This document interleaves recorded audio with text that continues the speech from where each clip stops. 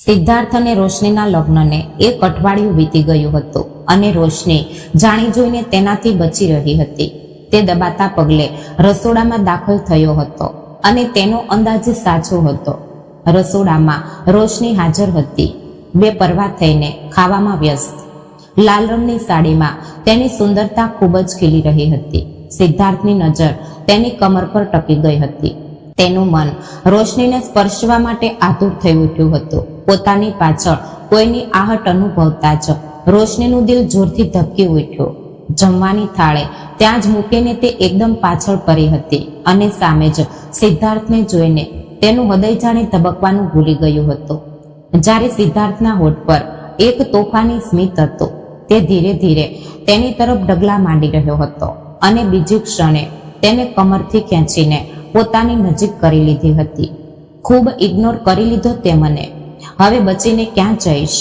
તેણે એક ઝાટકે તેને પોતાના છાતી સરસી ચાપી લીધી. રોશનીના નરમ અને નાજુક ધબકારા સિદ્ધાર્થની પહોળી છાતી સાથે જોરથી અથડાયા હતા. તે ધબકારાની નાજુકતા અનુભવીને સિદ્ધાર્થના શ્વાસ ખુમારથી બેકી ઉઠ્યા હતા.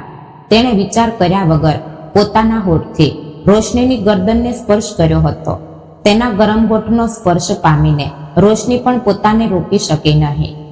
હું ફક્ત તમારી ખાતર ત્યાં જઈ રહ્યો છું પપ્પા, બાકી મારો કોઈ ઈરાદો નહોતો આ થર્ડ ક્લાસ કોલેજમાં મુખ્ય અતિથિ તરીકે જવાનો. હું સિદ્ધાર્થ મહેરા છું. તમે આ વાત કેમ ભૂલી જાઓ છો? આવા નાના મોટા કામ કરવાથી મારી ઇજ્જત ઓછી થાય છે. હંમેશા વ્યવસ્થિત રહેતો સિદ્ધાર્થ મહેરા અત્યારે ખૂબ જ ગુસ્સામાં દેખાઈ રહ્યો હતો, કારણ કે તેના પપ્પાએ એક ગર્લ્સ કોલેજમાં એવોર્ડ ફંક્શનમાં જવા માટે તેને જેમ તેમ કરીને મનાવી લીધો હતો. પણ સિદ્ધાર્થ મહેરા ત્યાં જવા માંગતો નહોતો. હું નથી જવા માંગતો પપ્પા, ત્યાં ફક્ત ગરીબ લોકો જ ભણવા આવે છે અને તમે સારી રીતે જાણો છો કે મને ગરીબોથી કેટલી નફરત છે, તેણે તિરસ્કારથી કહ્યું હતું. તેના પપ્પાએ હળવા સ્મિત સાથે પોતાના દીકરાને જોયો. ઊંચો, લંબચોરો અને મજબૂત બાંધો. તે ખરેખર કોઈ રાજકુમાર જેવો લાગતો હતો અને તેના પર તેનો અભિમાન પણ શોભતો હતો. પરંતુ આજે આ રીતે ગરીબોની મજાક ઉડાવવા પર તેના પપ્પાને ગુસ્સો પણ આવ્યો હતો. છતાં તેઓ પોતાનો ગુસ્સો દબાવતા બોલ્યા અને સિદ્ધાર્થને પ્રેમથી સમજાવવાની કોશિશ કરી, કારણ કે તેઓ જાણતા હતા કે સિદ્ધાર્થ ગુસ્સામાં તેજ છે અને ગુસ્સાથી વાત કરવા પર તે વધુ ભડકી જશે. તેના પર એક જ વસ્તુ અસર કરતી હતી અને તે હતી પ્રેમથી વાત કરવી. તેના પપ્પાએ સ્મિત સાથે કહ્યું, બેશક તું સિદ્ધાર્થ મહેરા છે, પણ મારી જાન એ ક્યારેય ના ભૂલતો કે તું રમેશ મહેરાનો દીકરો છે, જેના છાતીમાં એક દિલ છે. એક એવું દિલ જેમાં ગરીબો માટે અઢળક હમદર્દી ભરેલી છે. આપણે ગરીબોથી નહીં પણ ગરીબીથી નફરત કરવી જોઈએ. ગરીબ પણ માણસ હોય છે, આપણી જેમ તેમના પણ અહેસાસ હોય છે. એટલે તું આવી વાતો ના કરીશ. તારા પપ્પાને બિલકુલ સારું નથી લાગતું. સિદ્ધાર્થને થોડી ક્ષણો માટે પોતાની કહેલી વાત પર શરમ અનુભવાઈ હતી, પણ માત્ર એટલા માટે કે તેના પપ્પા તેનાથી નારાજ થયા હતા.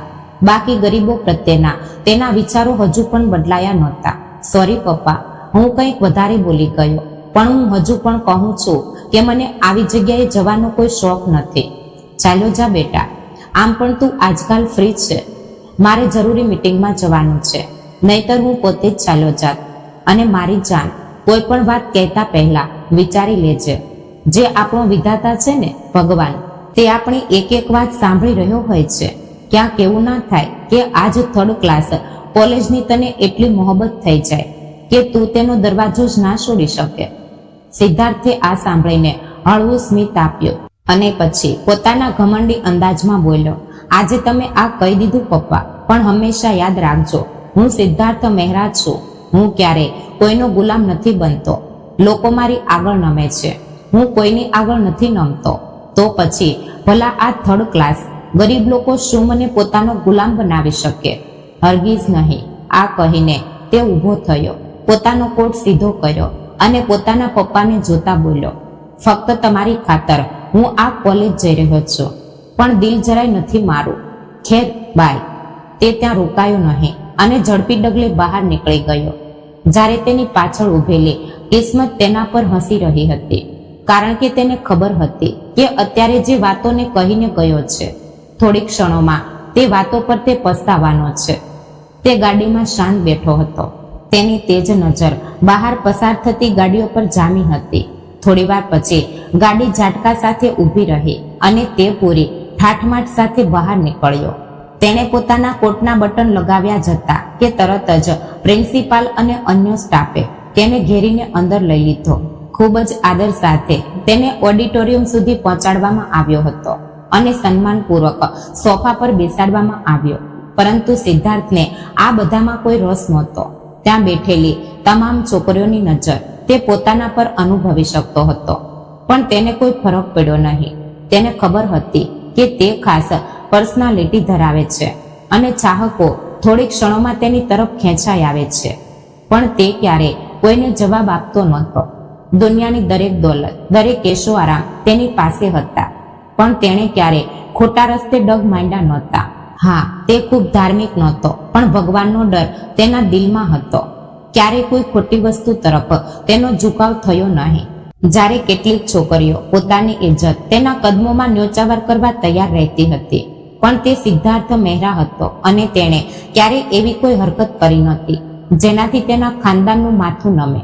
અથવા એવું કહેવું પણ ખોટું નહીં હોય કે આજ સુધી તેને એવી કોઈ છોકરી મળી જ નહોતી જે તેના દિલને સ્પર્શી શકે. પણ હવે તે અહીં બેસીને ખરાબ રીતે કંટાળી ગયો હતો. તેની નારાજગી વધતી જતી હતી. તે મનમાં ને મનમાં બબડી રહ્યો હતો, નકામા ડેડે મને અહીં ફસાવી દીધો, ચેનની જિંદગી જીવવા જ નથી દેતા. એ રમેશજી, ઘરે જઈને તમારી પાસે હિસાબ લઈશ ડેડ. તેની બાજુમાં ઉભેલો તેનો પીએ જાણતો હતો કે તેનો બોસ આ સમયે ગુસ્સાથી પાગલ થઈ રહ્યો છે, કારણ કે તે વારંવાર પોતાની રોલેક્સ વોચમાં સમય જોઈ રહ્યો હતો. ત્યારે જ સિદ્ધાર્થની નજર થોડે દૂર બેઠેલી એક નાની અને નાજુક છોકરી પર પડી. તે પોતાની ચોપડી પર ઝૂકેલી હતી, કદાચ કંઈક યાદ કરવાની કોશિશ કરી રહી હતી. તેના કપાળ પર કરચલીઓ હતી. કદાચ ઓડિટોરિયમના અવાજથી તે પણ સિદ્ધાર્થની જેમ પરેશાન હતી. જ્યાં બધી છોકરીઓ શોખ ભરેલી નજરે સિદ્ધાર્થના ચહેરાને નિહાળી રહી હતી અને તેની સાથે વાત કરવા બેબા પડી હતી, ત્યાં આ છોકરી બેપરવાહ થઈને કંઈક યાદ કરવામાં વ્યસ્ત હતી, જાણે તેના માટે માત્ર તેનું ભણતર જરૂરી હોય અને તે સિવાય કંઈ જ નહીં. તેનો આ લાપરવાહ અંદાજ સિદ્ધાર્થને થોડી ક્ષણો માટે ચોંકાવવા મજબૂર કરી ગયો હતો. તે છોકરીનો ચહેરો દેખાતો નહોતો, કારણ કે તે ચોપડી પર ખૂબ જ ઝૂકેલી હતી, પણ યાદ કરતી વખતે તે જે રીતે વારંવાર પોતાના હાથોને અંદરો અંદર ગૂંથતી હતી, તો ક્યારેક પોતાની આંગળીઓ વાળમાં ફસાવતી હતી. તેનાથી સિદ્ધાર્થને અંદાજ આવી ગયો હતો કે આ સમયે તે ખૂબ જ પરેશાન થઈ રહી હતી. સિદ્ધાર્થે પોતાની નજર તે છોકરી પરથી હટાવી લીધી. તેની નજરમાં આજ સુધી ક્યારેય કોઈની એટલી અહેમિયત થઈ નહોતી કે તે તેના પર પોતાનો સમય બગાડે, પણ જાણે અજાણે વારંવાર તેની નજર તે છોકરી તરફ જ ઉઠી રહી હતી. તે તેનો ચહેરો જોવા માંગતો હતો, પણ કદાચ આ વાત માનવાનો ઇનકાર કરી રહ્યો હતો, એટલે વારંવાર પોતાનું ધ્યાન તેની તરફથી હટાવવાની કોશિશ કરી રહ્યો હતો. અને જ્યારે તે પોતાની કોશિશમાં નિષ્ફળ રહ્યો તો તેની નજર પૂરી રીતે તે છોકરી પર જઈને અટકી ગઈ હતી. હવે તે રાહ જોઈ રહ્યો હતો કે ક્યારે તે છોકરી પોતાનો ચહેરો ઉપર ઉઠાવશે. ત્યારે છોકરીએ અચાનક પોતાનું માથું ઊંચું કર્યું અને સિદ્ધાર્થ પૂરી રીતે સ્તબ્ધ રહી ગયો. એવી કાતિલ આંખો હતી કે તેમાં તે એક ક્ષણમાં ડૂબી ગયો હતો. તે આંખોમાં કંઈક જાદુ ભરેલો હતો, એક ખાસ ચમક જે સિદ્ધાર્થને પોતાની તરફ ખેંચી રહી હતી. ચહેરા પર અઢળક માસુમિયત હતી. સિદ્ધાર્થ એક જ ક્ષણમાં તેની માસુમિયતમાં ખોવાઈ ગયો હતો. તેનો રંગ બહુ વધારે ગોરો ચીટો નહોતો, પણ હળવો બદામી રંગ, જેમાં હળવી ગુલાબી ઝાંય હતી જે તેને સૌથી અલગ બનાવી રહી હતી. મેકઅપના નામે તેની આંખોમાં ફક્ત કાજળની એક લકીર હતી અને કપાળ પર એક નાની લાલ બિંદી જે તેને વધુ સુંદર બનાવી રહી હતી. સિદ્ધાર્થની આંખો ધીરે ધીરે તેના પર સ્થિર થવા લાગી હતી. તેનું દિલ પહેલી વાર ધબક્યું હતું અને આ ધબકારનો અંદાજ જ આજે અનોખો હતો. સિદ્ધાર્થ મહેરાના હોઠ પર એક કડવું સ્મિત આવ્યું. તેણે પોતાની પાસે ઉભેલા પીએ રોહનને નીચે નમવાનો ઈશારો કર્યો. રોહન તરત જ નમી ગયો. સિદ્ધાર્થે ઠંડા પણ જુનૂની અવાજમાં કહ્યું, રોહન, કાલ સુધીમાં આ ચોપડીવાળી છોકરીની બધી માહિતી મારી ઓફિસના ટેબલ પર હોવી જોઈએ. જો જરા પણ મોડું થયું તો યાદ રાખજે, કાલે તારી જિંદગીનો છેલ્લો દિવસ પણ હોઈ શકે છે. જાણે છે ને, મને દરેક કામ સમયસર જોઈએ છે. રોહન હેરાન થઈને સિદ્ધાર્થ મહેરાને જોતો રહી ગયો. તેણે અવિશ્વાસથી ક્યારેક સિદ્ધાર્થને તો ક્યારેક તે 18 થી 19 વર્ષની છોકરીને જોઈ. સિદ્ધાર્થનો આ જુનૂની અંદાજ જોઈને રોહન ગભરાઈ ગયો હતો. આજ સુધી સિદ્ધાર્થ સરે કોઈ છોકરી માટે આવી દીવાનગી બતાવી નહોતી, તો પછી અત્યારે કેમ? જી સર, જેવું તમે કહો. કાલે તમને આ છોકરીની બધી વિગતો મળી જશે. પણ સિદ્ધાર્થ મહેરા જાણે કોઈ બીજી દુનિયામાં ખોવાઈ ચૂક્યો હતો. તેની નજર અત્યાર સુધી તે છોકરી પરથી હટી રહી નહોતી. કદાચ તે છોકરીની કોઈ ટેસ્ટ હતી જેના માટે તે આટલી લગનથી ભણવામાં વ્યસ્ત હતી, અને જ્યારે શોરબકોરમાં તેનું ધ્યાન ભણવામાં ના લાગ્યું તો તેણે ઊંડો શ્વાસ લઈને ચોપડી બંધ કરી અને પોતાની ગોદમાં રાખેલા બેગમાં મૂકી દીધી. પછી તેણે એક નજર પોતાની આસપાસ દોડાવી અને પોતાની સામે સ્ટેજ તરફ જોયું. બસ એક લાપરવાહ નજર હતી. આજ સુધી કોઈ છોકરી એવી નહોતી જેણે સિદ્ધાર્થ મહેરાને આવી રીતે નજર અંદાજ કર્યો હોય, પણ તે છોકરીએ એક લાપરવાહ નજર નાખીને પોતાની આંખો હટાવી લીધી હતી, જાણે તેના માટે કોઈ પણ વસ્તુની કોઈ અહેમિયત ના હોય. પછી તે છોકરી પોતાની બાજુમાં બેઠેલી એક બીજી છોકરી સાથે હસીને વાતો કરવા લાગી, અને જેવી તે ખડખડાટ હસી, તેના ગાલ પર નાના નાના બે ખંજન ઉપસી આવ્યા, જે તેની સુંદરતા અને માસુમિયતમાં ચાર ચાંદ લગાવી ગયા. સિદ્ધાર્થના હોઠ પર અચાનક જ એક હળવું સ્મિત આવ્યું હતું. તે બધી જ તરફથી બેખબર થઈને ફક્ત તે છોકરીમાં ખોવાયેલો હતો. આ જોઈને રોહન આશ્ચર્યચકિત થઈ ગયો. આજ સુધી મેં સિદ્ધાર્થ સરને વગર કારણે હસતા નથી જોયા, અને હવે આ સારો સંકેત નથી. સિદ્ધાર્થ મનમાં ને મનમાં બોલ્યો, હવે તો ફક્ત મારી છે, ફક્ત અને ફક્ત સિદ્ધાર્થ મહેરાની, કારણ કે તું દુનિયાની પહેલી છોકરી છે જેણે સિદ્ધાર્થ મહેરાના દિલને સ્પર્શ કર્યો છે. હવે તું પોતે ચાલીને મારી પાસે આવીશ અને મારા આલિંગનમાં સમાઈ જઈશ. હું તને હવે ક્યારેય મારાથી દૂર નહીં થવા દઉં. તને પામીને મારી શોધ પૂરી થઈ ગઈ છે. તું જ છે જે સિદ્ધાર્થ મહેરાની જિંદગીનો હિસ્સો બનીશ. પરંતુ તે જાણતો નહોતો કે જેને તે પોતાની જિંદગીનો હિસ્સો બનાવવાનું વિચારી રહ્યો છે તે ખૂબ જ ગરીબ અને લાચાર છોકરી છે, અને સિદ્ધાર્થ મહેરાને તો ગરીબોથી નફરત છે. તો શું તે આ ગરીબ છોકરીને પ્રેમ કરી શકશે, કે પછી તે તેની જિંદગીને વધુ મુશ્કેલ બનાવી દેશે? આ વાતનો ફેસલો તો કદાચ સમય જ કરવાનો હતો. સિદ્ધાર્થ મહેરાએ તે છોકરી પર એક છેલ્લી નજર નાખી ને મનમાં કહ્યું, હાલ માટે બાય, પણ તારી સાથે જલ્દી જ મુલાકાત થશે. આ બોલીને તે અચાનક પોતાની જગ્યાએથી ઊભો થઈ ગયો. પૂરી પ્રશાસનિક ટીમ અને તેનો પીએ બધા ગભરાઈ ગયા હતા. તેનો પીએ રોહન તો પહેલેથી જ તેની અજીબ હરકતોથી પરેશાન થઈ ગયો હતો. હવે જ્યારે તેણે અચાનક ઉઠીને બહાર જવાનું નક્કી કર્યું તો રોહનના તો હોશ જ ઉડી ગયા હતા. પણ સિદ્ધાર્થ મહેરાએ કોઈના પર બીજી નજર નાખવાની જરૂર જ ન સમજી. તે ઝડપથી બહાર નીકળી ગયો. પ્રિન્સિપાલ અને અન્ય સન્માનિત વ્યક્તિઓ તેની પાછળ દોડી હતી. બધા જાણતા હતા કે સિદ્ધાર્થ મહેરા કોણ છે. જો તે નારાજ થઈ જાય તો આ કોલેજ માટે કેટલી મોટી મુસીબત બની શકતો હતો. પણ હેરાનીની વાત એ હતી કે સિદ્ધાર્થ નારાજ નહોતો, પણ તે આ કોલેજથી ખૂબ ખુશ થઈને જઈ રહ્યો હતો. ડેડની કહેલી વાત સાચી થઈ ગઈ. આ વિચારીને તે પોતે પણ હેરાન હતો અને અંદરખાને ખુશ પણ હતો. એક સ્મિત હતો જે તેના હોઠ પરથી હટી રહ્યો નહોતો. દિવસ ઝડપથી પસાર થવા લાગ્યો. આખો દિવસ તે અજાણી છોકરી વિશે જ વિચારતો રહ્યો. તેની બે ખૂબ જ મહત્વની મીટિંગ્સ હતી, પણ તેણે એક પણ એટેન્ડ કરી નહીં. તેનું મગજ ક્યાંક બીજે હતું. તે બસ તે હસતી છોકરી વિશે જ વિચારી રહ્યો હતો, જેણે તેના મનની દુનિયા જ બદલી નાખી હતી. તેના ગાલ પર પડતા ખંજનોમાં તેનું દિલ ઊંડાણ સુધી ડૂબી ગયું હતું. તેનું દિલ બેબાકડું થવા લાગ્યું કે તે ખંજનોને સ્પર્શીને અનુભવે. બીજા દિવસે સવારે નાસ્તો કર્યા વગર જ તે હવેલીથી સીધો ઓફિસ માટે નીકળી ગયો. આ જોઈને રમેશજી અને તેમના પત્ની ખૂબ જ હેરાન થયા. સિદ્ધાર્થ મહેરા જે કોઈ પણ સંજોગોમાં પોતાનો નાસ્તો મિસ કરતો નહોતો. આજે કંઈ પણ ખાધા વગર નીકળી ગયો. આ એ જ સિદ્ધાર્થ હતો જે કહેતો હતો કે સવારની શરૂઆત હંમેશા હેલ્ધી ડાયટ સાથે કરવી જોઈએ, નહીતર માણસ સમય કરતા પહેલા વૃદ્ધ થઈ જાય છે. તે પોતાની જાતને લઈને આવો જ કેરફુલ રહેતો હતો. પણ આજે તો જાણે તેની આખી જિંદગી જ બદલાઈ ગઈ હતી. રસ્તામાં જ તેણે રોહનને કોલ કરી દીધો હતો. કાલવાળી છોકરીની પૂરી જાણકારી મારી ટેબલ પર હોવી જોઈએ.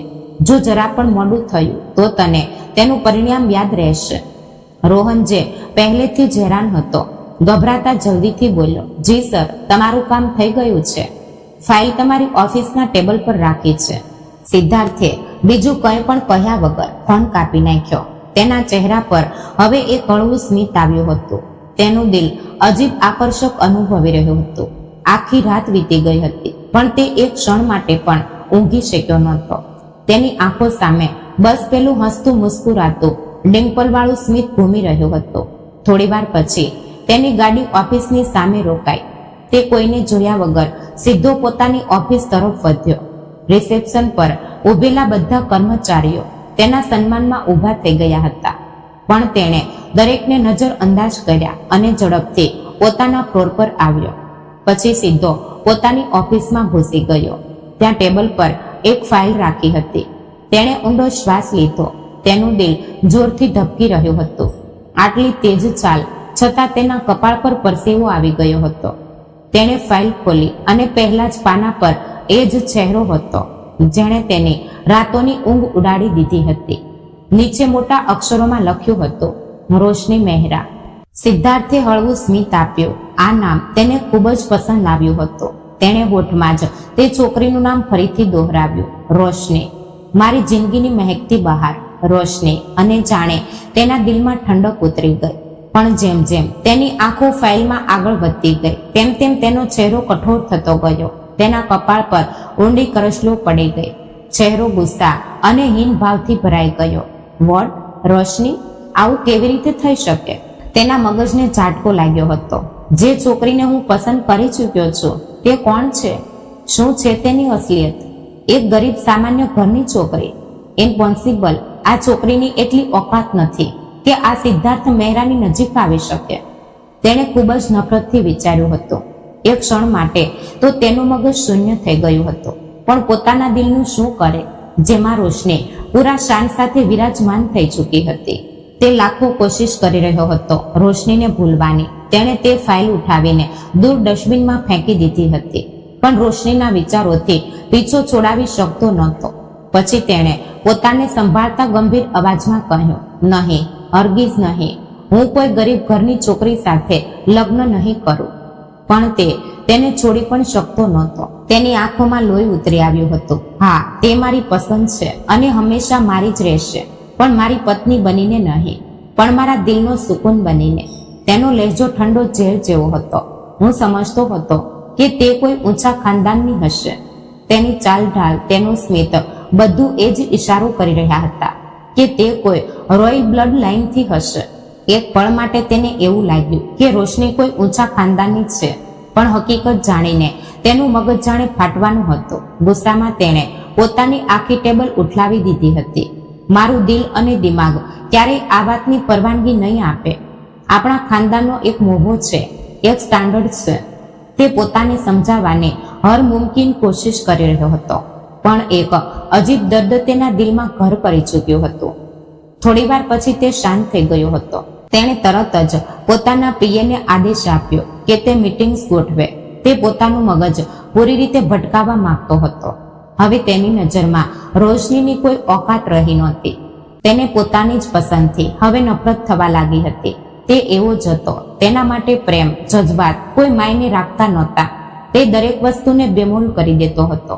પણ તેને એ ખબર નહોતી કે આ વખતે જે છોકરી તેની જિંદગીમાં આવી છે તે કોઈ સામાન્ય નહીં, પણ રોશની શર્મા છે. તે માત્ર 18 વર્ષની હતી. ખૂબ જ ધાર્મિક અને સંસ્કારી છોકરી. તેના માટે તેનું ભગવાન જ બધું હતું. આ દુનિયામાં તેનું પોતાનું કોઈ નહોતું. મા બાપનો છાંયડો ખૂબ જ પહેલા ઉઠી ચૂક્યો હતો. તે પોતાની માસીના ઘરે રહી હતી. માસી જે માની જગ્યાએ હોય છે, પણ રોશનીની માસી તેને દરેક પળ એ અહેસાસ કરાવતી હતી કે તે તેમના પર એક બોજ છે. તે તેને હંમેશા મેણા મારતી હતી કે ગમે તેમ કરીને તેને પોતાના ઘરેથી વિદાય કરી દે. રોશની બસ ચૂપચાપ રહેતી હતી. નાનપણથી જ ભૂલ પૂજા અને શ્રુતિની હોતી, પણ સજા રોશનીને મળતી હતી. તે માસૂમ વગર એક શબ્દ બોલે માર સહી લેતી હતી. પૂજા અને શ્રુતિ અંગ્રેજી મીડિયમ સ્કૂલમાં ભણતી હતી, પણ રોશનીનું એડમિશન એક સરકારી સ્કૂલમાં કરાવવામાં આવ્યું હતું.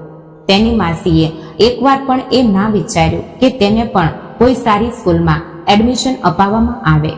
સમય વીતતો ગયો. ત્રણેય બહેનોએ એક સાથે 10માની પરીક્ષા આપી, પણ પરિણામ એ આવ્યું કે અંગ્રેજી સ્કૂલમાં ભણવા છતાં પૂજા અને શ્રુતિનું રિઝલ્ટ ખૂબ જ ખરાબ આવ્યું. પણ રોશની જે એક સરકારી સ્કૂલમાં ભણતી હતી, તેણે પૂરા શહેરમાં ટોપ કર્યું હતું. આ જ કારણ હતું કે તેને આસાનીથી કોલેજમાં એડમિશન મળી ગયું હતું. સરકાર તરફથી તેને સ્કોલરશીપ પણ મળી હતી અને જેનાથી તેની ફીની કોઈ ચિંતા નહોતી. હજુ થોડા દિવસ પહેલા જ તેનું એડમિશન થયું હતું અને તે ખૂબ જ ખુશ હતી. પણ તેને શું ખબર હતી કે તેની આ ખુશી લાંબો સમય ટકવાની નહોતી. બીજી તરફ સિદ્ધાર્થ મહેરા, જેને 2 દિવસ પહેલા રોશનીની પૂરી જાણકારી મળી ગઈ હતી, હવે જેટલો પોતાના દિલને સમજાવવાની કોશિશ કરતો, એટલી જ રોશનીની તસવીર તેની આંખોમાં વસતી જતી હતી. તે તેની પહેલી નજરનો પ્રેમ હતી, પણ નહીં. સિદ્ધાર્થ મહેરાને આ પ્રેમથી નફરત હતી. તે પોતાના જજબાતો પર હંમેશા હાવી રહેતો હતો. તે પોતાને વારંવાર સમજાવી રહ્યો હતો કે રોશની એક મિડલ ક્લાસ છોકરી છે. તે તેના જેવો કરોડપતિ નથી. તેને તો ગરીબોથી નફરત છે. તો પછી એક ગરીબ છોકરીને પોતાની પત્ની કેવી રીતે બનાવી શકે? પણ તેનું દિલ બગાવત કરી રહ્યું હતું. આખરે 2 દિવસની મથામણ પછી તેણે નિર્ણય કરી લીધો. તે હવે વધુ રાહ જોઈ શકે તેમ નહોતો. રોશનીના ઘરની સામે મોહલ્લાની એક નાની ગલીમાં તેની કાળી મોંઘી ગાડી રોકાઈ. તે સફેદ શર્ટ અને બ્લેક પેન્ટ પહેરીને ગર્વથી બહાર નીકળ્યો. તેણે ચારે બાજુ જોયું. એક નાનો જૂનો મહોલ્લો હતો. સામાન્ય ઘર, નાના દરવાજા, જૂની દિવાલો. આ નાના મહોલ્લામાં આટલી મોટી ગાડી આવવા પર બધા લોકો તેને અજીબ નજરોથી જોઈ રહ્યા હતા. પણ સિદ્ધાર્થને કોઈનો ડર નહોતો. તે સિદ્ધાર્થ મહેરા હતો, જેનું નામ સાંભળીને લોકો કાંપી ઉઠતા હતા. તેણે આગળ વધીને દરવાજા પર ટકોરા માર્યા. પહેલા જ ટકોરા પર દરવાજો ખુલ્યો. સામે રોશનીની માસી સુનીતાજી ઊભા હતા. કોણ છે? જેને એક ક્ષણનો પણ ચેન નથી. દરવાજો વગાડીને મારા કાન ફોડી નાખ્યા, તેમણે ખૂબ જ ગુસ્સાથી કહેતા દરવાજો ખોલ્યો હતો. પણ જેવી તેમણે આટલા અમીર માણસને જોયો, તેઓ સહમી ગયા હતા. જી, આપ કોને મળવા માંગો છો? સુનીતાજી, જે હંમેશા કડવા લહેજામાં વાત કરતા હતા, આજે તેમના અવાજમાં મીઠાશ ભળી ગઈ હતી. સિદ્ધાર્થે ઘરમાં ડગ માંડતા ઠરેલા અંદાજમાં કહ્યું, બીજા કોઈને નહીં, ફક્ત તમારે અને તમારા પતિ સાથે મુલાકાત કરવી છે. સુનીતાજી તેનો આ અનોખો અંદાજ જોઈને હેરાન રહી ગયા હતા. તેણે દરવાજાની તરફ ઇશારો કર્યો. પાછળ ઊભેલા નોકરો કેટલી કિંમતી ભેટો અને મોટા મોટા બેગ્સ લઈને આવ્યા હતા. સુનીતાજી દંગ રહી ગયા અને જલ્દીથી દોડતા પોતાના રૂમમાં ગયા અને પોતાના પતિને બોલાવવા લાગ્યા. જલ્દી ચાલો, કોઈ બહુ મોટો માણસ આવ્યો છે, ગાડીમાં ઢગલો સામાન લાવ્યો છે. તેના લાલચુ પતિ પણ તરત જ બહાર આવી ગયા. સામે ઊભેલા અમીર માણસને જોઈને તે સમજી ગયો કે આ કોઈ સામાન્ય માણસ નથી. તે હસીને ખૂબ મીઠા અંદાજમાં બોલ્યો, બોલો સાહેબ, કયા કારણે આવ્યા છો? સિદ્ધાર્થે એક નજર તે બંને પતિ પત્ની પર નાખી અને પછી લોખંડના સોફા પર ટાંટિયા પર ટાંટિયો ચડાવીને બેસી ગયો. બંને પોતાના ચહેરા પર જબરદસ્તીનું સ્મિત લઈને તેને ખાતરદારીમાં લાગ્યા હતા, જાણે તેના કદમોમાં પોતાની જાન સુધી ન્યોચાવર કરી શકે. પણ સિદ્ધાર્થની નજર કોઈ બીજાને શોધી રહી હતી. તે રોશનીને જ શોધી રહ્યો હતો. આખરે તે તેના માટે જ તો પહેલીવાર આ જગ્યાએ આવ્યો હતો. નહીતર તે આવા ગરીબ વિસ્તારોમાંથી પસાર થવું પણ પોતાની તોહીન સમજતો હતો. સુનીતાજી ખુશામત ભર્યા લહેજામાં બોલ્યા, આ બધું કોના માટે છે અને આપ કોણ છો અને અમારા ઘરે આવવાનું કારણ? સિદ્ધાર્થે તેમના ચહેરા પર એક નજર નાખી. તે સમજી ગયો કે આ સ્ત્રી ખૂબ જ લાલચુ છે. શરીફ ઘરની સ્ત્રીઓ અને તેમના મર્દ આ રીતે નથી હોતા. કોઈ પરપુરુષ ઘરમાં આવી જાય અને તેઓ ચૂપચાપ તેને અંદર આવવા દે, ગિફ્ટ લઈ લે. આ કોઈ પણ શરીફ ખાનદાનની રીત નથી હોતી. તેણે ઊંડો શ્વાસ લીધો. જો કે તેના મગજની નસો ગુસ્સાથી ફાટવાની હતી, પણ તેણે પોતાની જાત પર કાબુ રાખ્યો. પછી તેણે સીધું તે બંને પતિ પત્નીની આંખોમાં જોતા કહ્યું, હું અહીં તમારી દીકરીનું માગું લઈને આવ્યો છું. મારું નામ સિદ્ધાર્થ મહેરા છે. હું બિઝનેસની દુનિયાનો બેતાજ બાદશાહ છું. મારા વિશે જાણકારી મેળવવા માટે તમારે વધારે પરેશાન થવાની જરૂર નથી. બસ એકવાર ગૂગલ કરો અને તમને ખબર પડી જશે કે હું કોણ છું. આ સાંભળતા જ બંને પતિ પત્નીની ખુશીનો પાર ના રહ્યો. તેમના મગજમાં સૌથી પહેલા પૂજા અને શ્રુતિનો જ ખ્યાલ આવ્યો હતો. તેઓ બંને પોતાની દીકરીઓના નસીબ આવી રીતે ખુલતા જોઈ હેરાન હતા. પણ બીજી ક્ષણે સિદ્ધાર્થ મહેરાએ તેની આ ખુશી પર પાણી ફેરવી દીધું. તેણે પ્રેમ ભર્યા પણ કડક અંદાજમાં કહ્યું, હું તમારી સૌથી નાની દીકરી રોશની સાથે લગ્ન કરવા માંગુ છું અને હું અત્યારે જ આ ક્ષણે તેની સાથે લગ્ન કરીશ અને તેને મારી સાથે લઈ જઈશ. બદલામાં તમે મારી પાસે જે કિંમત માંગશો તે હું ચૂપચાપ ભરી દઈશ. પણ લગ્ન પછી રોશનીનો તમારી સાથે કોઈ સંબંધ નહીં રહે અને ના તો તમારો તેની સાથે કોઈ વાસ્તો હશે. અત્યાર સુધી જે બંને પતિ પત્ની પોતાને આસમાન પર સમજતા હતા, બીજી ક્ષણે તેમને જમીન પર પડવા જેવું અનુભવાયું હતું. તેણે તરત જ જવાબ આપ્યો, રોશની અમારી દીકરી નથી, ભાણી છે. અમે તેને કોઈ પણ કિંમતે વેચી શકતા નથી. જો તમે તેને સાચે જ પ્રેમ કરતા હો તો પૂરા સન્માન સાથે લગ્ન કરવા પડશે. અને આ કોણ કહે છે કે લગ્ન પછી છોકરીનો સંબંધ પિયરથી ખતમ થઈ જાય છે? એવું વિચારનારા લોકો બહુ ખોટા હોય છે.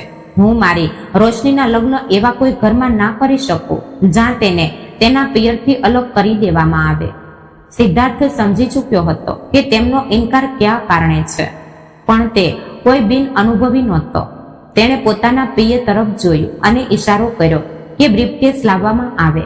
પિયર તરત તેની નજીક આવ્યો અને સિદ્ધાર્થે તેમની સામે બ્રીફકેસ ખોલી દીધી.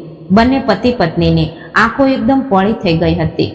તેઓ જે અત્યારે તેને ઘરેથી નીકળી જવાનું કહેવાના હતા, હવે હક્કા બક્કા થઈને તે પૈસાથી ભરેલી બ્રીફકેસને જોઈ રહ્યા હતા.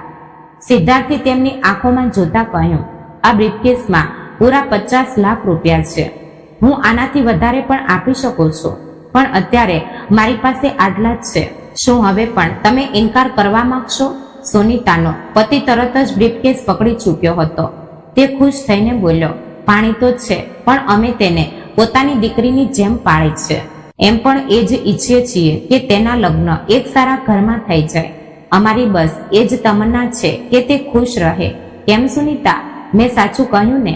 સુનીતાજીએ તરત જ હામી ભરતા કહ્યું, જી બિલકુલ સાચું કહ્યું. મને પણ શું વાંધો હોઈ શકે? અમારી બચ્ચી બસ ખુશ રહે. બસ તમારી પાસે એ જ વિનંતી છે કે અમારી દીકરીને કોઈ પરેશાની ના થાય.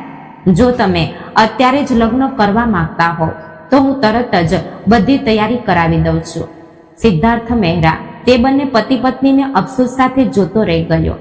જે લોકો 1 મિનિટ પહેલા સુધી ઇનકાર કરી રહ્યા હતા, હવે પૈસાની આગળ નમી ચૂક્યા હતા. એટલે જ તો તેને ગરીબોથી નફરત હતી. આજ સુધી તેનો જેટલા પણ ગરીબ લોકો સાથે પનારો પડ્યો હતો, તેણે પોતાની સામે તે લોકોને કરગરતા અને પૈસા માંગતા જ જોયા હતા. કદાચ આજ સુધી તેનો ખુદદાર લોકો સાથે પનારો જ પડ્યો નહોતો, કારણ કે ગરીબ લોકોમાં એક જ વસ્તુ હોય છે અને તે તેમની કુલ જમા મૂડી હોય છે, તેમની ખુદદારી. પણ હાલમાં તો તે સુનીતાજી અને રમેશને જોઈ રહ્યો હતો અને તેમની લાલચ પર અફસોસ કરી રહ્યો હતો, અને તેને અફસોસ કરવાનો કોઈ ફાયદો નહોતો. તેને જે જોઈતું હતું તે બસ તેને હાંસિલ કરવું હતું. તેણે કડક લહેજામાં કહ્યું, બંને પાસે ફક્ત 10 મિનિટ છે. રોશનીને તૈયાર કરીને મારી બાજુમાં બેસાડો. પંડિતજીની વ્યવસ્થા થઈ ગઈ છે.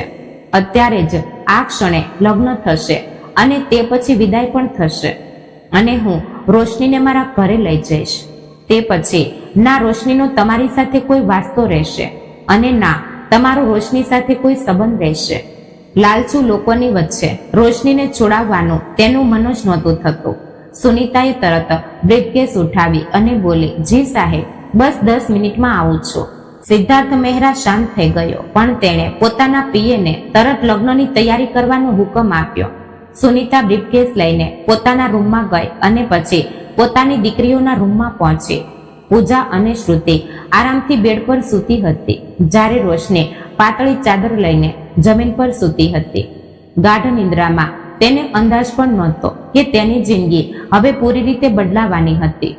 જ્યારે તેની માસી તેના રૂમમાં આવી તો તેની બંને કઝિન જે મોબાઈલમાં વ્યસ્ત હતી અણગમા સાથે બોલી, શું થયું? અમારા રૂમમાં કેમ આવી છો? પણ સુનીતાએ પોતાની બંને દીકરીઓને નજર અંદાજ કરતા જમીન પર સૂતેલી રોશની તરફ આગળ વધી અને તેને હલાવી જગાડી. બંને બહેનો હેરાન રહી ગઈ હતી કે અચાનક તેમની માને શું થઈ ગયું. પછી એ વિચારીને તેમણે પોતાનો મોબાઈલ એક બાજુ મૂકી દીધો કે હવે શો શરૂ થવાનો છે, એટલે કે જરૂર રોશનીથી કોઈ ભૂલ થઈ છે અને હવે તેમની માં તેને ખીજાવા આવી છે. પણ બીજી ક્ષણે આખું દ્રશ્ય બદલાઈ ગયું હતું. સુનીતાએ રોશનીને ગળે લગાવતા કહ્યું, અરે મારી બચ્ચી, તે તો મારા નસીબ જ ખોલી દીધા. મને તો ખબર જ નહોતી કે તું અમારા માટે કોઈ બોજ નહીં, પણ અમારા માટે ખુશીઓની ચાવી છે. રોશનીએ ઊંઘરેટી આંખોથી પોતાની માસીને જોઈ જે તેના પર કુરબાન થઈ રહી હતી. તેમનો બસ નહોતો ચાલતો કે શું કરી નાખે. અચાનક પોતાની માને આવી બદલાતી જોઈ બંને બહેનો પોતાની જગ્યાએથી ઊભી થઈ ગઈ. પૂજાએ ખીજાતા કહ્યું, આ શું થઈ ગયું છે મમ્મીને? આના પર આટલો પ્રેમ કેમ આવી રહ્યો છે તમને? આખરે આણે એવું કયું મોટું પરાક્રમ કરી દીધું કે તમે આના પર ફિદા થઈ રહ્યા છો? સુનીતાએ પ્રેમભરી નજરે રોશનીને જોઈ અને ખુશીથી બોલી, અરે આના કારણે તો આપણા દિવસો જ બદલાઈ ગયા છે. એક માણસ આવ્યો છે અને તેણે લગ્નની ઈચ્છા જાહેર કરી છે. બહુ અમીર છે, બહુ ખુશ રહેશે મારી બચ્ચી. ભગવાન આના નસીબ સારા કરે. તેમણે પૈસાની વાત છુપાવી દીધી હતી, પણ તેમની બંને દીકરીઓ ખુશીથી બોલી, અરે તો આ વાત છે મમ્મી, તો પછી અમારું માગું નક્કી કરાવી દો. આ રોશનીને કેમ આપી રહી છો? સુનીતાએ ગુસ્સાથી તેમને ઘૂર્યા અને બોલી, તેણે ખાસ કરીને રોશનીનું નામ લીધું છે અને તેણે 50 લાખ પણ આપ્યા છે. હું હવે શું કરું? મારી તો પોતાની એ જ ઈચ્છા હતી કે તે તમારા બેમાંથી કોઈની સાથે લગ્ન કરી લે, પણ તેનો એવો કોઈ ઈરાદો નથી. મજબૂરીમાં અમારે રોશનીને જ તેની સામે કરવી પડશે. રોશની આ બધું સાંભળીને સન્ન રહી ગઈ. તેને વિશ્વાસ નહોતો આવતો કે તેની માસી શું કહી રહી છે. શું તેની માસીએ તેને વેચી દીધી હતી? આ વિચારતા જ તે આઘાતમાં સરી પડી હતી. તે પોતાની જગ્યાએથી ઊભી થઈ, પણ તે પહેલા કે તે કંઈ કહેતી, સુનીતાએ તેના માથા પર લાલ દુપટ્ટો નાખતા કહ્યું, ચાલ સિદ્ધાર્થ મહેરા તારી રાહ જોઈ રહ્યો છે. આજે તારો આ ઘરમાં છેલ્લો દિવસ છે. રોશની તો હેરાન થઈને પોતાની માસીને જોઈ રહી હતી. કોઈ પણ માણસ મોઢું ઉઠાવીને તેના પર જબરદસ્તી પોતાનો હક જમાવા આવી જશે અને તે કોઈની પણ સાથે ચાલી જશે. જો આ સંબંધ નોર્મલ રીતે આવ્યો હોત તો તે ખુશ થઈ જાત, પણ તે માણસ તેને પૈસા આપીને ખરીદી રહ્યો હતો અને આ વાત તેને જરાય મંજૂર નહોતી. પહેલી વાર તે પોતાની માસીની સામે ઊભી રહી હતી. હું આ લગ્ન નથી કરી શકતી. તમે તે માણસને ના પાડી દો અને તેના આપેલા પૈસા પણ તેને પાછા આપી દો. તે પૈસાનો રોગ બતાવીને આપણા લોકોને ખરીદવા માંગે છે, પણ આપણે એટલા નીચ પડેલા નથી. તેની વાત સાંભળીને તેની માસી તો જાણે ગુસ્સાથી લાલચોળ થઈ ગઈ. તેમણે તેને બાવડાથી પકડીને ઢંઢોળી નાખી. શું જોઈએ છે તારે? ઘરે આવેલી લક્ષ્મીને આમ જ ઠોકર મારી દઉં? આખી જિંદગી પણ જો કમાઈશું ને તારે પણ આટલા પૈસા નહીં જોઈ શકીએ. અરે તારે તો ખુશ થવું જોઈએ. તારા લીધે જ સાચું અમારા લોકોની ગરીબી દૂર થઈ રહી છે. આખરે અમારા પણ તારા ઉપર અહેસાન છે. નાનપણથી તને પાળી પોષીને મોટી કરે છે. શું એના બદલામાં જો થોડી ખુશી મળી રહી છે તો તું આટલી કુરબાની પણ ના આપી શકે? અને કુરબાની કેવી? તારે તો ખુશ થઈ જવું જોઈએ. તારા તો નસીબ જ ખુલી ગયા. આટલો મોટો માણસ તારા લગ્ન માટે આવ્યો છે અને તારા નખરા પૂરા નથી થઈ રહ્યા. તેમણે ઝટકાથી તેના બાવડાને છોડ્યું હતું અને ગુસ્સાભરી નજરે ઘોરી. જ્યારે રોશની હવે રડતા રડતા કરગરવા લાગી હતી, માસી, હું નથી કરી શકતી તેની સાથે લગ્ન. તે અમીર માણસ સાથે લગ્ન જેને હું જાણતી પણ નથી. મારું દિલ ગવાહી નથી આપી રહ્યું. આવું ક્યાં હોય છે માસી? આટલી જલ્દી લગ્ન, એ પણ આપણા જેવા ગરીબોની, આટલા ઊંચા અમીર લોકોમાં. મને કંઈ ઠીક નથી લાગતું. તમે મારી સાથે આવું કેમ કરી રહ્યા છો? હું તમારી સગી બહેનની નિશાની છું.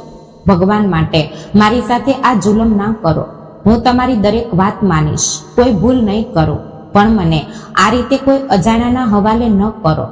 પણ તેની માસીએ તેની એક પણ સાંભળી નહીં અને તેને હાથથી પકડીને બહાર લઈ આવી. સિદ્ધાર્થ મહેરા, જે પોતાના મોબાઈલમાં વ્યસ્ત હતો, અચાનક તેણે નજર ઊંચી કરી અને સામેથી પોતાની મોહબ્બતને આવતી જોઈ. તે એક ક્ષણ માટે પોતાની જગ્યાએ જામી ગયો. દિલને જાણે એક સુકૂન મળ્યું હતું. પણ પછી અચાનક તેની નજર રોશનીના કાંડા પર ગઈ, જેને તેની માસીએ જોરથી પકડી રાખ્યું હતું. સિદ્ધાર્થની આંખો ગુસ્સાથી લાલ થઈ ગઈ. તે બધું જ સહન કરી શકતો હતો, પણ પોતાની મોહબ્બતની આ તોહીન હરગીઝ બરદાસ્ત કરી શકતો નહોતો. તે ગુસ્સાથી બોલ્યો, હાથ છોડો રોશનીનો, નહીતર તમારો હાથ શરીરથી અલગ કરી દઈશ. તેના લહેજામાં આગ જેવી તપીશ હતી. રોશની પૂરી રીતે કાંપી ઉઠી અને આ જ હાલત તેની માસી અને તેની બંને દીકરીઓની પણ હતી. તેઓ તરત જ તેનાથી પાછળ હટી ગઈ હતી. રોશનીને સમજાતું નહોતું કે આ વ્યક્તિ કોણ છે, જે તેનું નામ પણ જાણે છે અને આટલા ગુસ્સામાં કેમ છે. તે ત્યાંથી ભાગી જવા માંગતી હતી, આ દુનિયાથી બહુ દૂર, પોતાના મા બાપની ગોદમાં છુપાઈ જવા માંગતી હતી. પણ આ શક્ય નહોતું. તેણે કદમ પાછળ લીધા જતા કે અચાનક સિદ્ધાર્થ મહેરા લાંબા લાંબા ડગ ભરતો તેની નજીક આવ્યો હતો અને તેનું કાંડું પકડીને તેને બહારની તરફ લઈ ગયો, જ્યાં રોહન લગ્નની તૈયારી કરી ચૂક્યો હતો. રોશનીના કાંડા પર સિદ્ધાર્થની પકડ બહુ નરમ હતી અને તે નરમી અનુભવીને રોશનીનું દિલ એક ક્ષણ માટે થંભી ગયું હતું. તે એકી ટસે તે વ્યક્તિના ચહેરાને જોવા લાગી. તેને યાદ આવ્યું કે હજુ થોડા દિવસ પહેલા જ તો આ તેની કોલેજ આવ્યો હતો અને આજે તેનું માંગુ લઈને લગ્ન કરવા પણ આવી ગયો. આખરે આ સુનિશ્ચિત હતો, પણ રોશનીને એ તો અહેસાસ થઈ ચૂક્યો હતો કે હવે આ વ્યક્તિ તેનો પીછો નહીં છોડે. તેણે પોતાની જાતને સંજોગોને હવાલે છોડી દીધી, પણ દિલમાં પાકો ઈરાદો પણ કરી લીધો હતો. સિદ્ધાર્થ મહેરા, તું પૈસાના જોરે બધું જ ખરીદી શકે છે. તને લાગે છે કે તારી પાસે પૈસા છે તો દુનિયા તારી મુઠ્ઠીમાં છે, પણ તું ભૂલ કરે છે. હું તને બતાવીશ કે લાખો કરોડોના માલિક હોવા છતાં તું દિલનો સુકૂન નથી ખરીદી શકતો. તું મારા પ્રેમ માટે તરસીશ, ભલે મારા અસ્તિત્વને પામી લે, પણ મારા પ્રેમને પામી નહીં શકે. તેણે નફરત ભરી નજર સિદ્ધાર્થ મહેરાના ચહેરા પર નાખી હતી અને સિદ્ધાર્થ મહેરાના ચહેરા પર રોશનીના વિચારોથી બેખબર એક સુકૂનભર્યું સ્મિત હતું. ગરીબોથી નફરત કરનારો આજે દિલના હાથે મજબૂર થઈને એક ગરીબ છોકરીને પોતાની પત્ની બનાવી રહ્યો હતો. પ્રેમ કદાચ એ જ વસ્તુનું નામ છે કે આપણને ફક્ત આપણું પ્રિય પાત્ર જોઈએ છે.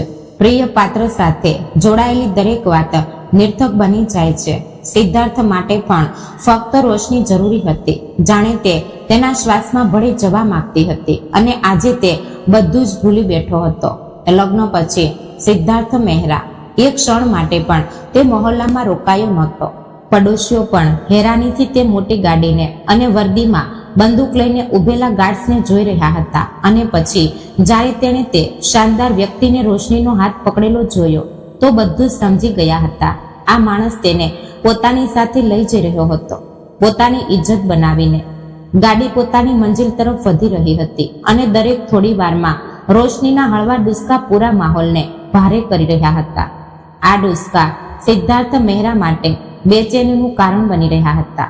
તેણે એક નજર પોતાની નાજુક દુલ્હન પર નાખી હતી, પણ જ્યારે તેનું રડવું સિદ્ધાર્થને બરદાસ્ત ના થયું તો તે ગુસ્સાથી કંટાળીને બોલ્યો હતો, યાર રડવાનું બંધ કર, હું તને ઇજ્જતથી પરણીને લઈ જઈ રહ્યો છું, કોઈ અપહરણ કરીને નહીં કે તું આટલી હદે રડી રહી છે.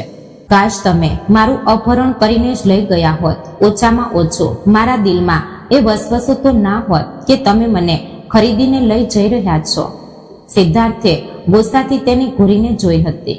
જીવ થયો કે આ છોકરીની બુદ્ધિ પર માતમ કરે, પણ પછી પોતાના ગુસ્સાને કાબૂમાં લેતા બોલ્યો, તો એમાં કઈ નવી વાત છે? આજ સુધી હંમેશા છોકરાને જ ખરીદવામાં આવે છે દહેજના નામે. તે જોયું નથી? છોકરો બેકગ્રાઉન્ડ સારો હોય તેમજ તેની બોલી લાગે છે. આજે જો મેં થોડા પૈસા માટે તને તે નર્કમાંથી કાઢી લીધી તો એમાં શું ખોટું છે? હું તને ખુશ રાખવા માંગુ છું, જિંદગીની બધી જ ખુશીઓ આપવા માંગુ છું તને. મેં જોઈ હતી તારી માસીને અને તારા માસાને, પણ કેટલા લાલચુ લોકો હતા બંને. અરે તારે તો ખુશ થવું જોઈએ, નહીતર તે લોકો તો તારા લગ્ન એવી જગ્યાએ કરાવત જ્યાં રડવા માટે પણ તને આંસુ ના મળત. સિદ્ધાર્થે ગાડી એક સાઈડ પર રોકી દીધી હતી અને પછી પાણીની બોટલ તેની તરફ ધરી. પાણી પી અને રિલેક્સ થઈ જા. મારી તરફથી બધા ખોટા વિચારો તારા મગજમાંથી કાઢી નાખ. પ્રેમ કરી બેઠો છું તારાથી, એટલે જ ઉતાવળમાં તને પોતાની બનાવીને લઈ જઈ રહ્યો છું. કારણ કે સીધી રીતે તો તારા લગ્ન મારી સાથે થવાના નહોતા. મારા પપ્પા ભલે તને પોતાની વહુ સ્વીકારી લેત, પણ મારી મમ્મી હરગીઝ નહીં. અને હું તને ગુમાવવા માંગતો નહોતો. તે પાણીની બોટલ તેની તરફ ધરીને તેને રિલેક્સ કરવાની પૂરી કોશિશ કરી રહ્યો હતો. જ્યારે રોશનીનું રડી રડીને ગળું સુકાઈ ગયું હતું, એક ઝાટકાથી તેણે પાણીની બોટલ લીધી અને એક જ શ્વાસે અડધી બોટલ પી ગઈ હતી. અને તેને પાણી પીતા ધ્યાનથી જોઈ રહ્યો હતો. પાણી પીધા પછી સિદ્ધાર્થે પોતાના ખિસ્સામાંથી રૂમાલ કાઢીને તેની તરફ ધર્યો. તારો ચહેરો સાફ કરી લે, ક્યાંયથી પણ નવી પરણેલી દુલ્હન નથી લાગી રહી. જો કે વિશ્વાસથી કહી શકું છું, અત્યારે તું રડી રહી છે, પણ જ્યારે મારા પ્રેમને અનુભવશે તો પોતે પોતાની કિસ્મત પર ગર્વ કરીશ. નસીબદાર છે કે તને સિદ્ધાર્થ મહેરા મળ્યો. જો કે નસીબદાર તો હું પણ છું કે મને આટલી પ્યારી અને માસૂમ પત્ની મળે છે. કહેતા કહેતા તેને રોશનીનો હાથ પોતાના હાથમાં પકડી લીધો હતો અને બીજી ક્ષણે પોતાના હોઠ તેના નાજુક ધ્રુજતા હાથ પર મૂકી દીધા હતા. જ્યારે રોશનીએ ઝાટકાથી પોતાનો હાથ છોડાવી લીધો હતો, સિદ્ધાર્થના હોઠનો સ્પર્શ પામીને રોશનીના દિલના ધબકારા તેજ થઈ ગયા હતા. તે જે ઘરેથી જ વિચારીને આવી હતી કે સિદ્ધાર્થને નજીક નહીં આવવા દે. ખબર નહીં કેમ સિદ્ધાર્થના પહેલા સ્પર્શ પર જ તેનું દિલ જોરથી ધબકવા લાગ્યું હતું. ચહેરા પર શરમની લાલી છવાઈ ગઈ હતી અને તે જલ્દીથી બારીની બીજી તરફ જોવા લાગી. પણ સિદ્ધાર્થે તેના ચહેરાની લાલી જોઈ લીધી હતી અને મોટેથી ખડખડાટ હસી પડ્યો. અત્યારથી જ તારી આ હાલત છે. જ્યારે રાત્રે પૂરી રીતે તારી નજીક આવીશ ત્યારે તો તું શરમના લીધે લાલચોળ થઈ જઈશ. હવે તો રોશનીથી બરદાશ્ત થઈ શકતું નહોતું. તમે બહુ બદતમીજ છો. શરમ નથી આવતી તમને એક છોકરી સાથે આવી વાતો કરતા? તે વહેતા નાક અને ગાલ પર અટકેલા આંસુઓને સાફ કરતા નારાજગીથી બોલી, શરમ? કેવી શરમ? ભગવાને પતિ પત્નીનો સંબંધ શરમનો બનાવ્યો જ નથી. એક જોરદાર અટ્ટહાસ્ય કરતો તે તેને વધુ હેરાન કરવા મજબૂર કરી ગયો હતો. પણ રોશની આટલી જલ્દી સિદ્ધાર્થ પર ભરોસો કરી શકતી નહોતી. અત્યારે તો તે તેના પર ખૂબ જ પ્રેમભરી વાતો કરી રહ્યો હતો, પોતાનો પ્રેમ લૂંટાવી રહ્યો હતો. પણ શું ખબર આગળ તેના શું ઈરાદા હતા. ખેર, થોડી ક્ષણો માટે રોશનીનું મન પૂરી રીતે રિલેક્સ થઈ ગયું હતું. તેનું રડવાનું પણ બંધ થઈ ગયું હતું અને સિદ્ધાર્થે એક સુકૂનભર્યા શ્વાસ લેતા ગાડી સ્ટાર્ટ કરી હતી. તેનો ઈરાદો હતો કે તે રોશનીને પોતાના ફ્લેટમાં રોકે, પણ ના જાણે કેમ તેનું દિલ માન્યું નહીં. તે તેને હવેલી લઈ આવ્યો. હવેલીમાં સન્નાટો છવાયેલો હતો. બધા લોકો પોતપોતાના રૂમમાં સૂતા હતા, પણ સિદ્ધાર્થને ખબર હતી કે તેની દાદી હજુ પણ જાગતા હશે. સિદ્ધાર્થ મહેરા કોઈથી ડરતો નહોતો, પોતાના પિતાથી પણ નહીં, પણ પોતાની દાદી માટે તે પોતાનો જીવ સુધી આપવા તૈયાર રહેતો હતો. તેમની મમતા જ હતી જે તેને બે તન્હાઈ તેમની સાથે જોડતી હતી. તેને દરવાજા પર ટકોરા માર્યા અને પછી પોતાની દુલ્હન સાથે અંદર દાખલ થયો. દાદીએ આગળ વધીને રોશનીને પોતાના હૃદય સરસી ચાંપી દીધી. કેવી છે મારી વહુ?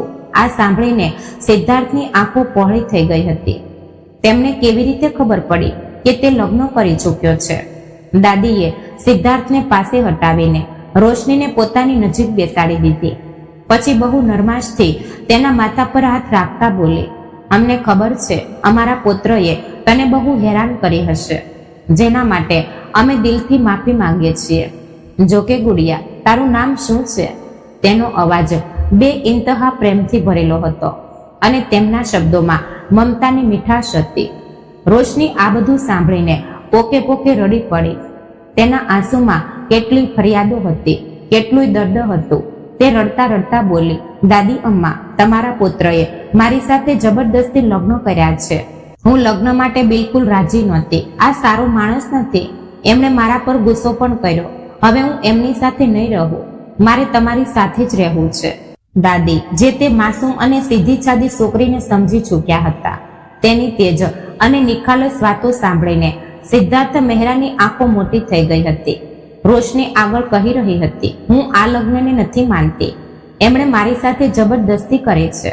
તેનો અવાજ કાંપી રહ્યો હતો. આંખોમાંથી આંસુ પડી રહ્યા હતા.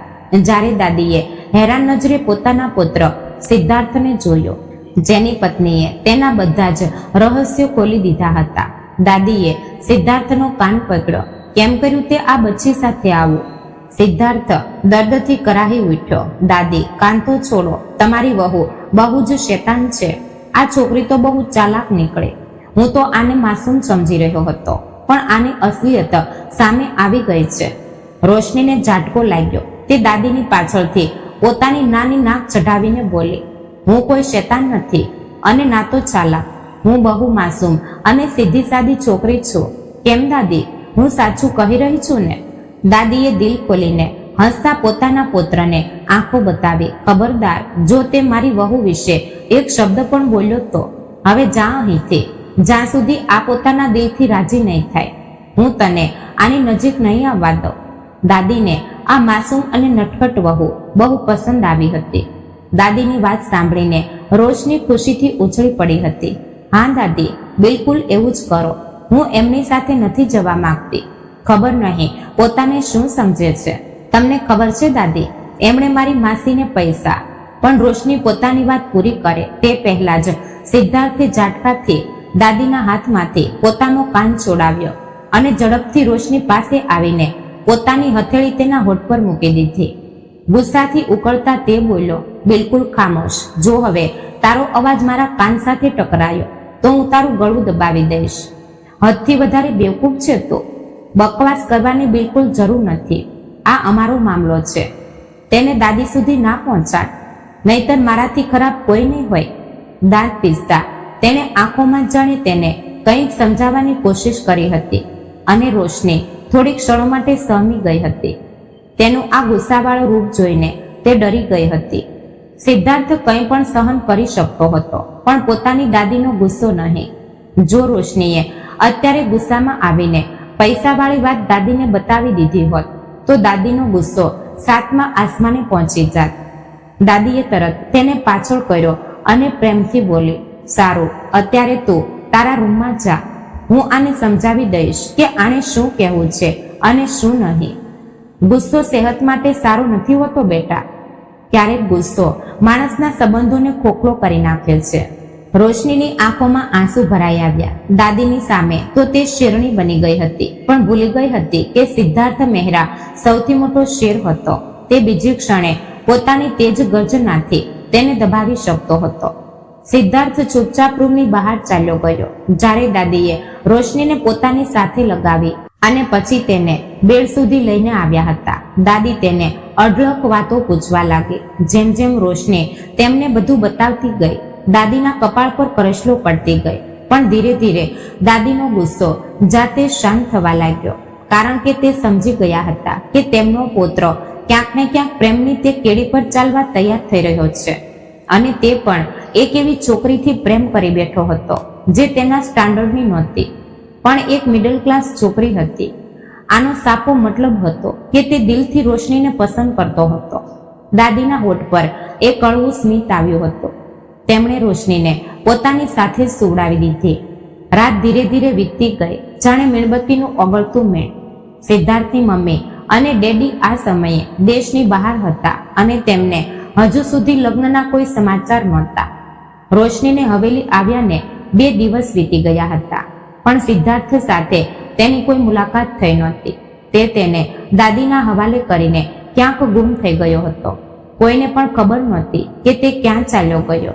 છેલ્લા 2 દિવસથી તેણે હવેલીમાં પગ પણ મૂક્યો નહોતો. આ એક અજીબ અહેસાસ હતો જેણે રોશનીના દિલના ધબકારા તેજ કરી દીધા હતા. તે જાણે અજાણે સિદ્ધાર્થની રાહ જોવા લાગી હતી. જે રીતે હક જમાવીને સિદ્ધાર્થ તેને પોતાની સાથે લાવ્યો હતો. તેને તેનો આ હક જતાવવો ગમ્યો હતો. ભલે ગમે તે હોય, સિદ્ધાર્થ હવે તેનો પતિ હતો, તેના જીવનનો હિસ્સો હતો. થોડી ઘણી ચિંતા કરવી તેનો પણ હક હતો. સમય ઝડપથી આગળ વધી રહ્યો હતો. તે દિવસે રાતનો બીજો પહોર હતો. હવેલીમાં દરેક વ્યક્તિ પોતપોતાના રૂમમાં ચેનથી સૂતા હતા. પણ ત્યારે જ રોશનીને ભૂખે બેચેન કરી દીધી. તેણે પડખું કરીને દાદીની તરફ જોયું, પણ તેઓ પણ ગાઢ નિંદ્રામાં હતા. તે ઘણીવાર સુધી ઊંઘવાની કોશિશ કરતી રહી, પણ ઊંઘ તેની આંખોથી કોસો દૂર હતી. રાતના ડિનર વખતે તેણે સરખી રીતે જમ્યું પણ નહોતું, એટલે હવે ભૂખ લાગી હતી. કંઈક વિચારીને તે પથારીમાંથી નીકળી અને રસોડા તરફ વધી ગઈ. તે બહુ સાવધાનીથી રસોડામાં આવી અને પોતાના માટે જમવાનું કાઢી લીધું. પછી ત્યાં જ ઊભા ઊભા ખાવા લાગી. સિદ્ધાર્થ, જે હમણાં જ ઓફિસથી આવ્યો હતો, રસોડાની લાઈટ ચાલુ જોઈને તેના કદમ આપોઆપ ત્યાં તરફ વધી ગયા. દાદી અડધી રાત્રે પોતાના રૂમની બહાર નીકળતા નહોતા. રોશનીનો ખ્યાલ આવતા જ તેના હોઠ પર એક સુંદર સ્મિત આવ્યું હતું. કેટલા દિવસ થઈ ગયા હતા અને તેણે તેને દૂરથી પણ જોઈ નહોતી. આજે તેનું દિલ તેના સંગાત માટે બેબાકળું થવા લાગ્યું હતું. લગ્નને એક અઠવાડિયું વીતી ગયું હતું અને તે જાણી જોઈને તેનાથી બચી રહી હતી. તે દબાતા પગલે રસોડામાં દાખલ થયો હતો. તેનો અંદાજ સાચો હતો.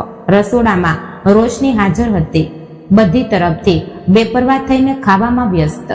લાલ રંગની સાડીમાં તેની સુંદરતા ખૂબ જ ખીલી રહી હતી. સિદ્ધાર્થની નજર તેની કમર પર ટકી ગઈ હતી. તેનું મન રોશનીને સ્પર્શવા માટે આતુર થઈ ઉઠ્યું હતું. પોતાની પાછળ કોઈની આહટ અનુભવતા જ રોશનીનું દિલ જોરથી ધબકી ઉઠ્યું. જમવાની થાળી ત્યાં જ મૂકીને તે એક કદમ પાછળ ફરી હતી અને સામે સિદ્ધાર્થને જોઈને તેનું હૃદય જાણે ધબકવાનું ભૂલી ગયું હતું. જ્યારે સિદ્ધાર્થના હોઠ પર એક તોફાની સ્મિત હતું. તે ધીરે ધીરે તેની તરફ વધી રહ્યો હતો અને બીજી ક્ષણે તેને કમરથી ખેંચીને પોતાની નજીક કરી ચૂક્યો હતો. ખૂબ ઇગ્નોર કરી લીધો તે મને. હવે બચીને ક્યાં જઈશ? તેણે એક ઝાટકે તેને પોતાના ચાથી સરસી ચાંપી દીધી હતી. રોશનીના ગરમ અને નાજુક ધબકારા સિદ્ધાર્થની પહોળી છાતી સાથે જોરથી અથડાયા હતા અને તે ધબકારાની નાજુકતા અનુભવીને સિદ્ધાર્થના શ્વાસ ખુમારથી બહેકી ઉઠ્યા હતા. તેણે વિચાર્યા વગર પોતાના ગરમ હોઠથી રોશનીની ગરદનને સ્પર્શ કર્યો હતો. તેના ગરમ હોઠનો સ્પર્શ પામીને રોશની ખરાબ રીતે ગભરાઈ ગઈ હતી. છોડો મને, હું અત્યારે જ દાદીને જઈને કહીશ. અચ્છા, શું કહીશ? કે તારો પતિ તને પ્રેમ કરવા માટે તારી નજીક આવ્યો હતો. બહુ બેશરમ છોકરી છે જે પોતાની પર્સનલ વાતો બીજાને બતાવવા વિશે વિચારી રહી છે. આ નાજુક ક્ષણો, સુંદર રોમેન્ટિક પળો તો પતિ પત્ની વચ્ચેની સંપત્તિ હોય છે, બહુ કિંમતી હોય છે. આખી જિંદગી આને સાચવીને રાખવામાં આવે છે અને તું છે કે આ વાતનો ઢંઢેરો પીટીશ. કહેતા કહેતા તેણે તેના નાજુક હોઠો પર પોતાની પકડ જમાવી હતી. રોશનીની આંખો મોટી થઈ ગઈ હતી. તે તેની સંગતમાં પૂરી રીતે બહેકી ચૂક્યો હતો અને એક ઝાટકે તેણે રોશનીને પોતાની બાહુપાશમાં ભરી લીધી હતી. રોશની વિરોધ કરવા માંગતી હતી, કંઈક બોલવા માંગતી હતી, પણ સિદ્ધાર્થના જજબાતોએ તેને એકદમ ખામોશ કરી દીધી. તે ઈચ્છીને પણ સિદ્ધાર્થનો વિરોધ ના કરી શકી. સિદ્ધાર્થ તેને બાહુપાશમાં લઈને સીધો પોતાના રૂમમાં આવ્યો હતો. તેને બેડ પર બેસાડતા તેણે રૂમને અંદરથી લોક કરી દીધો. સિદ્ધાર્થના ઈરાદા પારખીને રોશની પરસેવે રેબઝેબ થઈ ગઈ હતી. રિલેક્સ યાર, પતિ છું તારો, આટલું કેમ ડરી રહી છે? તેને આવી રીતે ગભરાતી જોઈને તે હેરાન થયો હતો. નહીં, હું ડરી નથી રહી. હા, ડરી રહી છું. રોશનીને સમજાતું નહોતું કે તે શું બોલી રહી છે. ખરેખર તે ડરી રહી હતી. સિદ્ધાર્થ જેવા મજબૂત માણસને પોતાની સામે જોઈને તે નાજુક મોમ જેવી ગુડિયા ભલે ક્યાં તેની શિદ્દતો સહન કરવાની તાકાત રાખતી હતી. એ જ વિચારીને તેનું દિલ જોરથી કાંપી રહ્યું હતું. તેને આટલી ડરતી જોઈને સિદ્ધાર્થે માહોલને થોડો હળવો કરવાની કોશિશ કરી હતી. પોતાના બૂટ મોજા કાઢ્યા, પછી તેણે પોતાનો કોટ ઉતારીને સોફા પર મૂક્યો. તે પછી પોતાના હાથમાં પહેરેલી ઘડિયાળ કાઢવા લાગ્યો અને ત્રાસી નજરે રોશનીને પણ જોઈ રહ્યો હતો, જે તેની દરેક એક્ટિવિટી પર નજર રાખી રહી હતી. પછી પોતાનો નાઇટ ડ્રેસ લઈને તે બાથરૂમમાં ચાલ્યો ગયો હતો, પણ જતા પહેલા રોશનીને ચેતવણી આપવાનું ના ભૂલ્યો. રૂમની બહાર કદમ પણ ના કાઢતી, નહીતર દાદીના રૂમમાંથી પણ ઉઠાવીને લઈ આવીશ. રોશની ચૂપચાપ ત્યાં બેડ પર જામી ગઈ હતી, કારણ કે તેને ખબર હતી કે હવે તેને મુક્તિની કોઈ રાહ નહોતી. દાદી દવાની અસરમાં બેખબર સૂતા હતા અને આમ પણ દાદી કેટલી વાર ઈશારામાં તેને કહી ચૂક્યા હતા કે તેને હવે સિદ્ધાર્થ સાથે તેના રૂમમાં રહેવું જોઈએ. આખરે તે તેનો પતિ છે. પણ રોશની દર વખતે ટાળી દેતી હતી અને હવે જ્યારે તે તેને પોતે રૂમમાં લઈ આવ્યો હતો તો દાદી પણ તેની મદદ કરી શકતા નહોતા. થોડી વાર પછી તે બાથરૂમમાંથી ફ્રેશ થઈને આવી ગયો હતો. ભીના વાળને ટુવાલથી લૂછતો તે બહુ સુંદર લાગતો હતો. રોશની છુપી રીતે તેને જોઈ રહી હતી. તેના દિલે સિદ્ધાર્થ માટે જે પણ ગેરસમજો પાડી રાખી હતી તે બધી નીકળી ગઈ હતી, કારણ કે તેનું દિલ પણ સિદ્ધાર્થનું નામ જપવા લાગ્યું હતું. પણ હાલમાં સિદ્ધાર્થના સંગાથનો વિચારીને તે ખરાબ રીતે ગભરાઈ રહી હતી. થોડી વાર પછી જ તે તેની સામે આવીને બેસી ગયો હતો. રોશની થોડી પાછળ ખસી ગઈ. તેની આ હરકત પર સિદ્ધાર્થના હોઠ પર સ્મિત આવ્યું હતું અને તેણે રોશનીના હાથને પોતાના હાથમાં પકડી લીધા. કેટલા દિવસોથી વિચારી રહ્યો હતો કે તું પોતે જ મારી પાસે આવીશ, પણ તું તો જાણે ભૂલી જ ગઈ હતી કે તારો એક પતિ પણ છે જે પોતાના દિલમાં અઢળક જજ્બાત રાખે છે અને તે જજ્બાતોને સુકૂન ફક્ત તું આપી શકે છે. તે છતાં તારો આ અજાણો વ્યવહાર, મને બહુ દુઃખ થયું. હું તને આટલો પ્રેમ કરું છું, શું તને મારાથી પ્રેમ નથી? તે રોશનીની આંખોમાં આંખો નાખીને સવાલ કરી રહ્યો હતો. તે ક્યારેક ના તો ક્યારેક હામાં ડોક લાવવા લાગી અને પછી ચૂપચાપ માથું નમાવી દીધું. રોશની, હાલમાં મારી પાસે તને મોઢું જોવાની ભેટ આપવા માટે કંઈ પણ નથી, પણ આજે આપણે સુહાગરાત છે. આજે આપણે નવી જિંદગીની શરૂઆત થવાની છે, તો મોઢું જોવાની ભેટ તો બને જ છે. અને મોઢું જોવાની ભેટમાં હું તારી સાથે એક વાદો કરું છું, ક્યારેય તારી આંખોમાં ઉદાસી નહીં આવવા દઉં. આ સિદ્ધાર્થ મહેરાનો વાદો છે તારી સાથે. તે મને પૂરી રીતે બદલી નાખ્યો છે રોશની. હું જે ગરીબોથી નફરત કરતો હતો, હવે મને સમજાયું કે બધા ગરીબ લાલચુ અને પૈસાના ભૂખ્યા નથી હોતા. કેટલાક તારી જેમ ખુદદાર પણ હોય છે. જે રીતે તે લગ્નને લઈને વિરોધ કર્યો હતો, તારા માટે માન મારા દિલમાં હજુ વધી ગયું હતું. અને જાણે છે સૌથી મોટી ભેટ હું તને જે આપવા જઈ રહ્યો છું તે કઈ છે? કઈ? રોશનીએ જલ્દીથી પલકો ઉઠાવતા સિદ્ધાર્થને ધ્યાનથી જોયો હતો.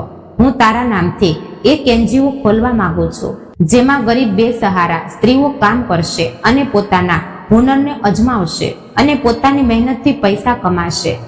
રોશનીનું દિલ ખુશીથી ખીલી ઉઠ્યું હતું. તે સિદ્ધાર્થને ખોટો સમજી રહી હતી, પણ તે ખોટો નહોતો. હા, તેના વિચારો થોડા અલગ હતા, પણ રોશની સાથેનો પ્રેમ ખૂબ હતો. તો મિત્રો, આ વાર્તા કેવી લાગી તે કોમેન્ટ બોક્સમાં જરૂર જણાવજો અને નવી વાર્તા સાંભળવા માટે ચેનલને અત્યારે જ સબસ્ક્રાઇબ કરો. જય શ્રી કૃષ્ણ. રાધે રાધે. હર હર મહાદેવ.